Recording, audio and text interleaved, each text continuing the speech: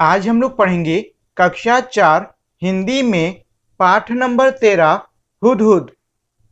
एक बार सुलेमान नाम के बादशाह आकाश में चलने वाले अपने उड़न खटोले पर बैठे कहीं जा रहे थे। बड़ी गर्मी थी, धूप से वह परेशान हो रहे थे। आकाश में उड़ने वाले गिद्धों से उन्होंने कहा कि अपने पंखों से तुम लोग मेरे सिर पर छाया कर दो, पर गिद्धों ने ऐसा करने से मना कर दिया। उन्होंने बहाना बनाते हुए कहा, हम तो इतने छोटे-छोटे हैं, हमारी गर्दन पर पंख भी नहीं हैं, हम छाया कैसे कर सकते हैं। मतलब ये है कि इसमें कह रहे हैं कि एक बादशाह था जिसका नाम था सुलेमान। उसके पास में एक उड़न खटोला था। उड़न खटोला हम ऐसी मशीन यानी किसी एक ऐसे यंत्र को कहते हैं जो कि आसमान में उड़ सके। तो वही कह रहे हैं कि एक दिन की बात है, ये जो सुलेमान था ये अपने उड़न खटोले पर बैठकर कहीं जा रहा था। बहुत ही गर्मी हो रही थी, मतलब गर्मी का मौसम था और धूप बहुत तेज थी, जिससे कि वो बहुत परेशान हो रहा था। आसमान में उड़ते-उड़ते उसको गिद्ध मिले, तो उसने गिद्ध से ये कहा कि तुम लोग अपने परों से मेरे सिर पर छाया कर दो। तो जो गिद्ध थे उसने छाया करने से मना कर दिया और उसने बहाना बनाते हुए ये कहा कि हम तो बहुत ही छोटे-छोटे हैं, हमारी गर्दन पे तो पंख भी नहीं है, भला हम आपके ऊपर कैसे छाया कर सकते हैं। सुलेमान आगे बढ़ गए। कुछ देर जाने पर उनकी भेंट हुदहुदों के मुखिया से हुई। सुलेमान ने उससे भी मदद मांगी। वह चतुर था। उसने फौरन अपने दल की सभी हुदहुदों को इकट्ठा करके बादशाह सुलेमान के ऊपर छाया कर दी। सुलेमान बोले, मैंने गिद्धों से भी मदद मांगी थी, वे मेरी मदद कर सकते थे, पर उन्होंने मेरी मदद नहीं की। तुम गिद्धों से छोटे तो हो, पर चतुर अधिक हो।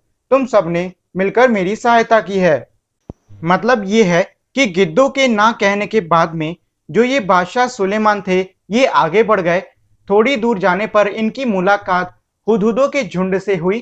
तो देखो इसमें पहली चीज तो ये कि आपको ये नहीं पता होगा कि हुदहुद और गिद्ध हमारे दिखते कैसे हैं।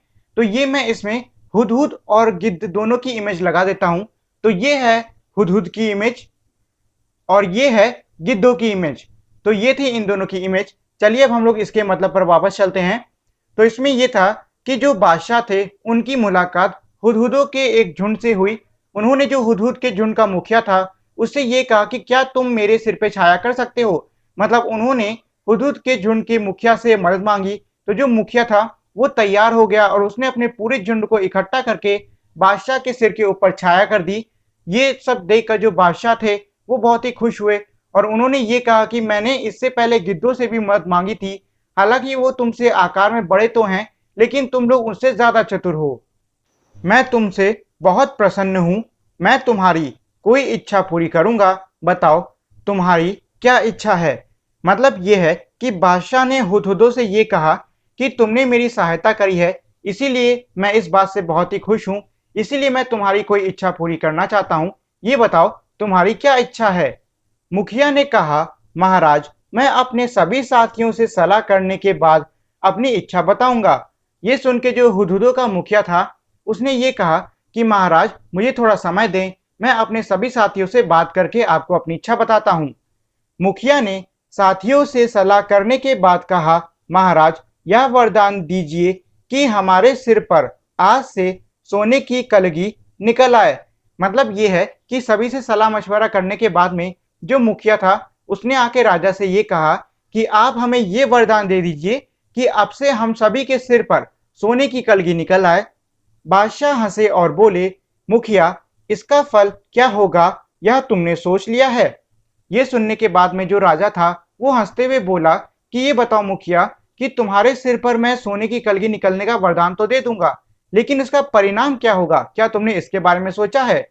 मुखिया बोला, हाँ महाराज मैंने खूब परामर्श करके यह वर मांगा है। जो मुखिया है वो ये सुन के कहता है कि जी हाँ महाराज, मैंने सबसे बहुत अच्छे से परामर्श करके मतलब सबकी बातें सुनकर ही ये जो वरदान है ये मांगा है।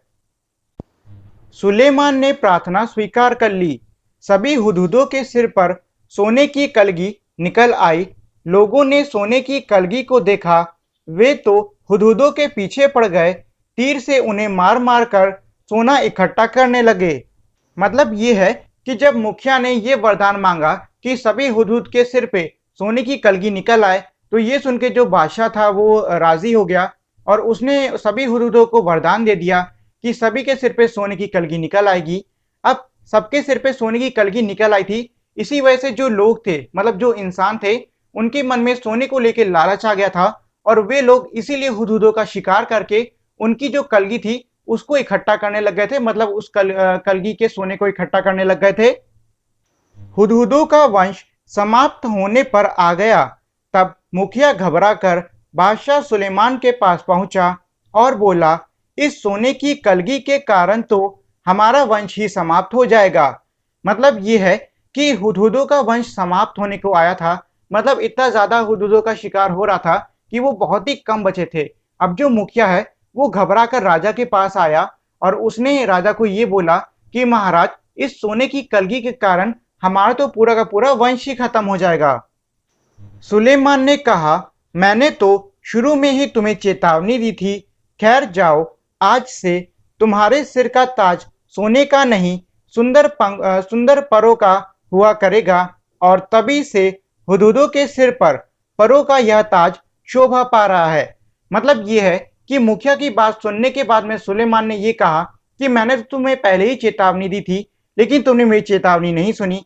खैर चलो कोई बात नहीं, आज से मैं तुमको ये वरदान देता हूं कि तुम्हारी ये जो सोने की कलगी, मतलब ये तुम्हारे सिर पे सोने का ताज है, ये अब से सोने का नहीं बल्कि सुंदर सुंदर परों का हो जाएगा।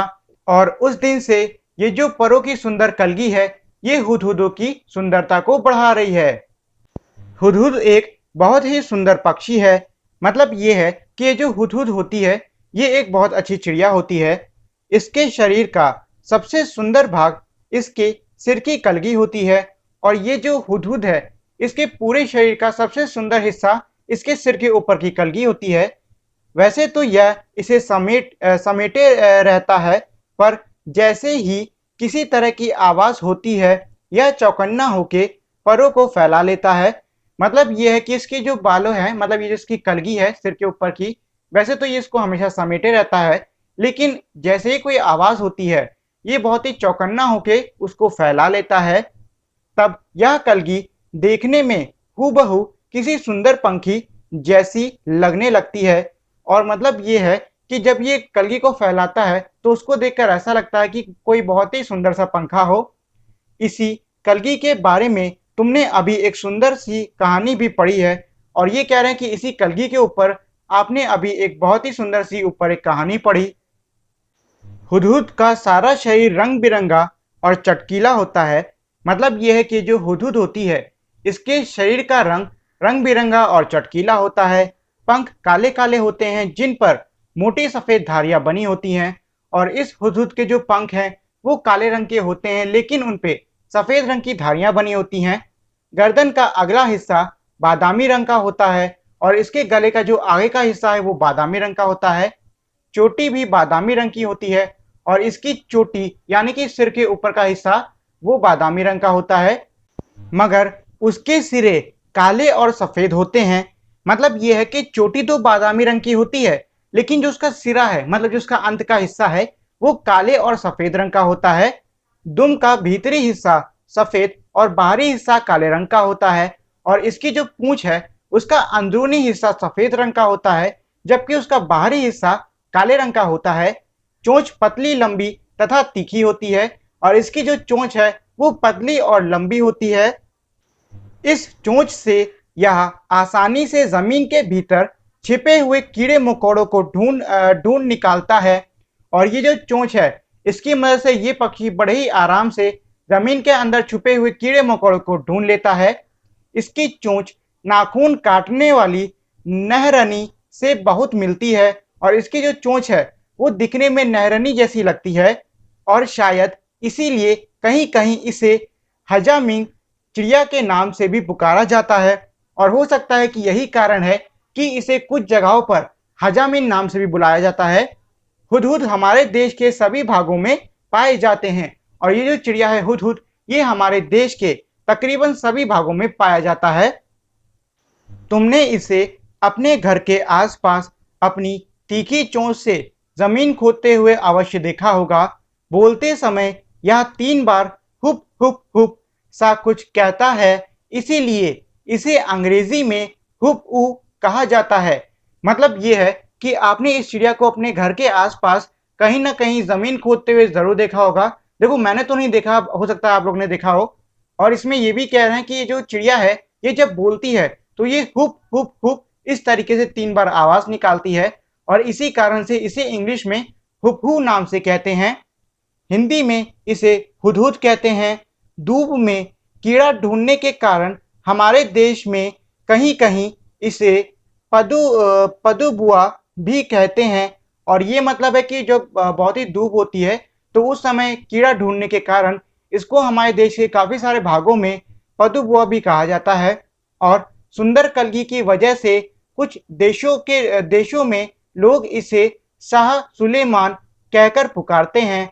और इसके जो कलगी होती है इसके कारण इसको कई देशों में शाह सुलेमान कहकर भी पुकारा जाता है। मादा हुदहुद 3 से 10 तक अंडे देती है। जब तक बच्चे अंडों से बाहर नहीं निकल जाते वह अंडों पर बैठी रहती है, हटती नहीं। नर वहीं भोजन लाकर उसे खिला जाता है, पर दोनों में से कोई भी घोंसले की सफाई नहीं करते। इसका मतलब ये है कि जो मादा हुदहुद होती है ये एक बार में 3 से लेकर 10 तक अंडे देती है और इन अंडों में से जब तक बच्चे नहीं निकल आते हैं तब तक मादा हुदहुद उन अंडों पर बैठी रहती है। और जो नर हुदहुद होता है वो मादा हुदहुद के खाने के लिए खाना आना लाता है, लेकिन नर और मादा इन दोनों में से कोई भी अपना घोंसला साफ नहीं करते हैं। संसार के विख्यात पक्षियों में से एक है यह हुदहुद। यह अपनी सुंदरता के लिए तो मशहूर है, पर इसे पालतू नहीं बनाया जा सकता और ना ही इसकी बोली में मिठास है। इसका मतलब ये है कि ये जो हुदहुद है ये दुनिया के कई मशहूर पक्षियों में से एक है। और ये जो हुदहुद है ये अपनी सुंदरता के लिए बहुत ज़्यादा मशहूर है, लेकिन इसको पालतू नहीं बनाया जा सकता। और इसकी जो आवाज़ है वो भी मीठी नहीं होती है, मतलब वो भी ज़्यादा अच्छी नहीं होती है। तो आगे बढ़ने से पहले मेरी आप लोगों से एक छोटी सी रिक्वेस्ट है, वो है ये कि अगर आप लोगों ने अब तक इस वीडियो को लाइक और शेयर नहीं किया है तो इसे लाइक और शेयर कर दें। अगर नए हो तो मेरे चैनल को सब्सक्राइब कर दो और साथ ही में बेल आइकन भी दबा दो, जिससे कि आपको मेरे चैनल के सारे अपडेट्स जल्द से जल्द मिल सकें। तो ये तो हो गया इस पाठ का अर्थ। आइए अब इस पाठ के प्रश्न उत्तर भी कर लेते हैं।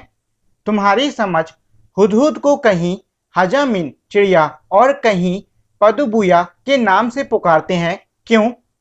इसका मतलब ये है कि इसमें ये कह रहे हैं कि हुदहुद को कुछ जगहों पे हजामिन और कुछ जगहों पे पदुबुया के नाम से क्यों पुकारा जाता है। हुदहुद की चोंच नाखून काटने वाली नहरनी सी दिखती है, इसीलिए कहीं कहीं इसे हजामिन चिड़िया के नाम से भी पुकारते हैं। दूब में कीड़ा ढूंढने के कारण हमारे देश में कहीं कहीं इसे पदुबुया भी कहते हैं। हुदहुद की चोंच पतली, लंबी और तीखी होती है। इस बात को ध्यान में रखकर बताओ। मतलब यह है कि इसमें यह कह रहे हैं कि जो हुदहुद है उसकी चोंच पतली होती है, लंबी होती है और तीखी होती है। अब आपको इस बात को ध्यान में रख के नीचे के प्रश्नों का उत्तर देना होगा। और इसमें हमारा पहला प्रश्न है, वो कैसा भोजन खाते होंगे। मतलब यह है कि हुदहुद किस प्रकार का भोजन खाती है। तो जो हुदहुद है वो छोटे जो कीड़े मकोड़े होते हैं उसको खाती है। इसके बाद में दूसरा है, चोंच से वे क्या क्या काम ले सकते होंगे। अब देखो जो चिड़िया है वो चोंच से तकरीबन अपने सारे काम करती है। मतलब घोंसला बनाना हो गया, कोई उस पर हमला कर रहा है तो उससे बचाव हो गया, अपना खाना ढूंढना या खाना हो गया, जितने भी काम होते हैं लगभग सारे ही चिड़िया अपनी चोंच से करती है। पहचाने कैसे।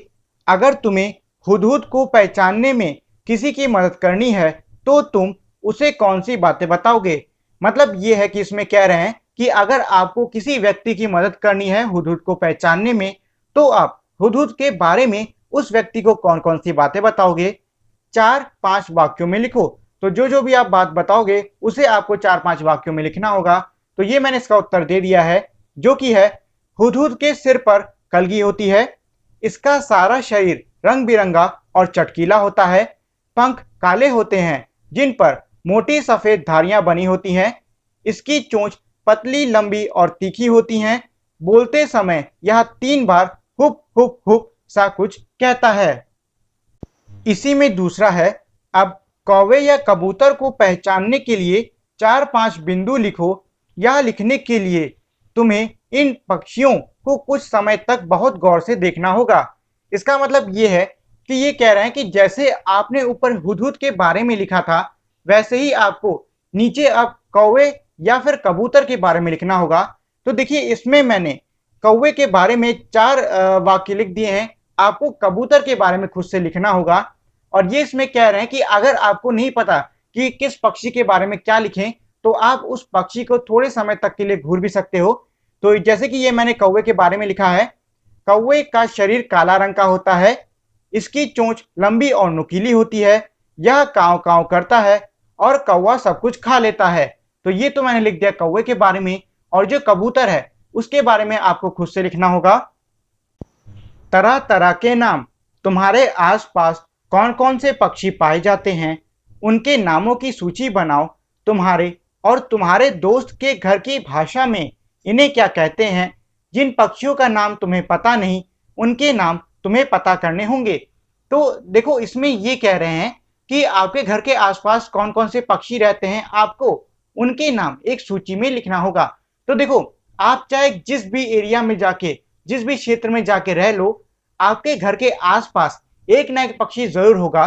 तो इसमें ये कह रहे हैं कि आपको उसी पक्षी का नाम सूची बना के उसमें लिखना होगा। मान लो आपके घर के आसपास के जो पक्षी हैं, आपको उनका नाम नहीं पता, तो आपको उनका नाम पता करना होगा।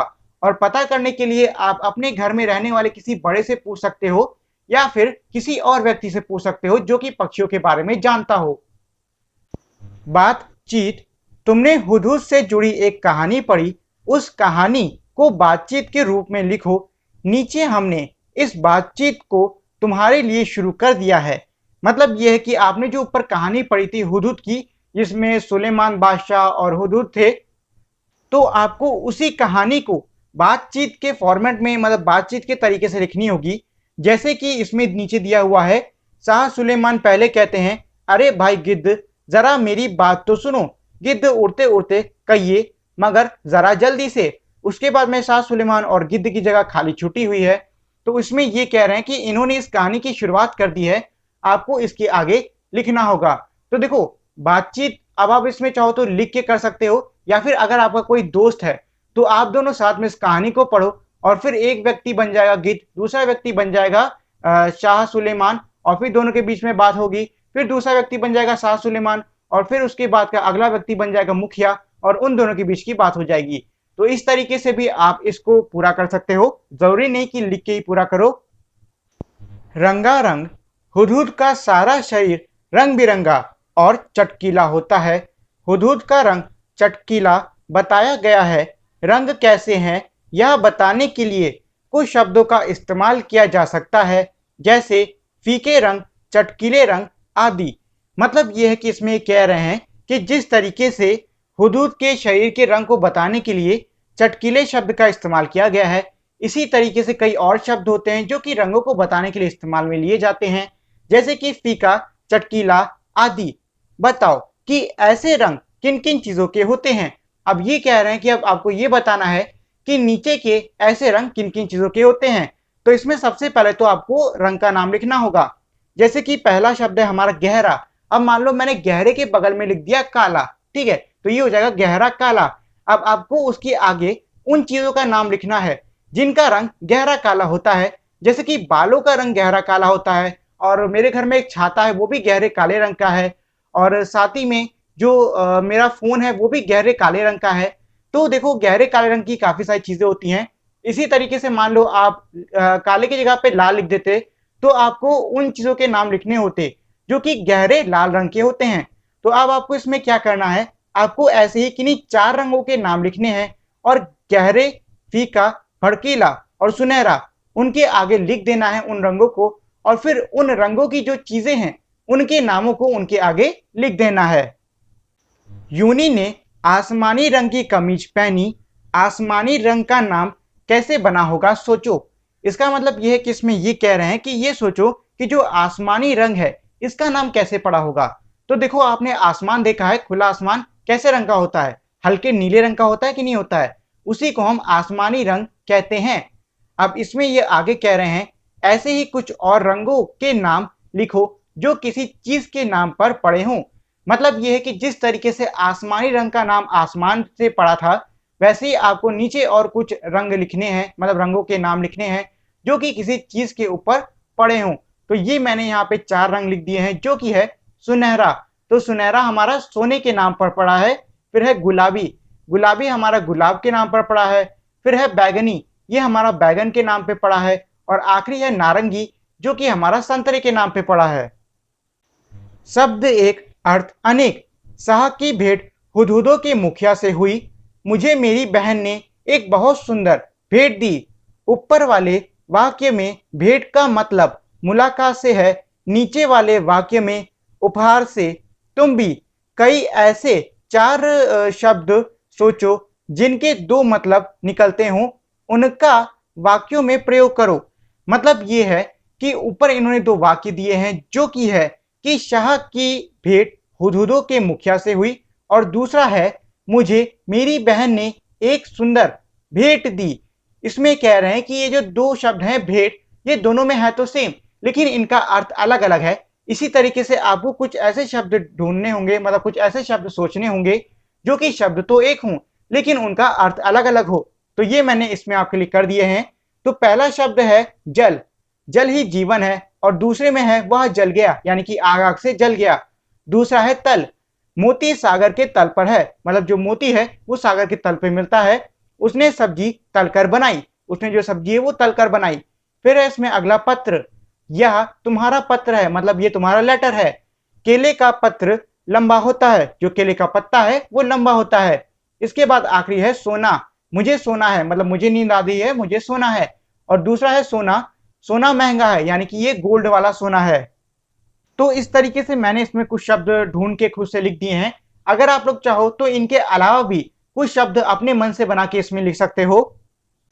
नाम हुदहुद एक बहुत ही सुंदर पक्षी है। हुदहुद और पक्षी दोनों को ही हम संज्ञा कहते हैं। अब नीचे दी गई तालिका को आगे बढ़ाओ। मतलब यह है कि ऊपर एक वाक्य दिया था जो कि था हुदहुद एक बहुत ही सुंदर पक्षी है। इसमें ये कह रहे हैं कि जो हुदहुद और पक्षी ये दोनों एक दूसरे से जुड़े हुए हैं और ये दोनों संज्ञा हैं। ऐसे ही आपको नीचे एक तालिका दी है, अब आपको उस तालिका को आगे बढ़ाना होगा।